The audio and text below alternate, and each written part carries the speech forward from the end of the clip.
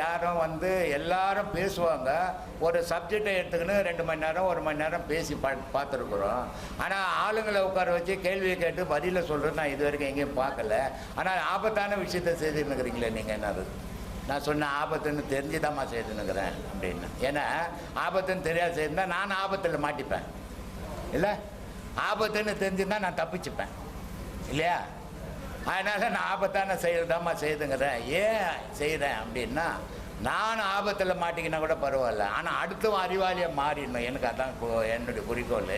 அதனால் இதை செய்துங்கிறமான்னு ஏன் சொல்கிறேன்னா, ராமானுஜர் என்ன பண்ணுறாரு, அவருடைய குருக்கிட்ட போய் சொர்க்கத்துக்கு போகிறதுக்கு வழி கேட்குறாரு.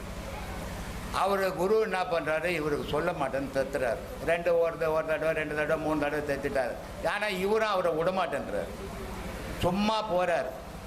அவர் போய் என்ன பண்ணுறாரு, சொர்க்கத்துக்கு வழி சொல்கிறார். சொல்லிவிட்டு என்ன சொல்கிறாரு, இதை நீ வேறு யாருக்கிட்டும் சொல்லக்கூடாது, சொன்னீன்னா நீ நரகத்துக்கு போய்ட்டு உன் தலை வச்சு போயிட்டான்னுறார். சரின்னு கேட்டுன்னு வந்துட்டார்.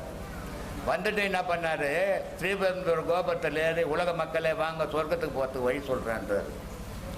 அப்போ கூடக்கிறவன் சொல்கிறான், குரு என்னையா சொன்னார், உனக்கு சொர்க்கத்துக்கு போகிறதுக்கு உனக்கு வழி சொன்னார், நீ மற்றவனுக்கு சொன்னால் உன் தலையை வச்சிடும், நீ நரகத்துக்கு போயிடுவேன்னு சொன்னார். அதை மறந்துட்டு நீ வந்து உலக மக்களுக்கு சொர்க்கத்துக்கு போகிறதுக்கு வழி சொல்கிறேன்னு சொல்கிறியே அப்படின்னு கேட்டார்.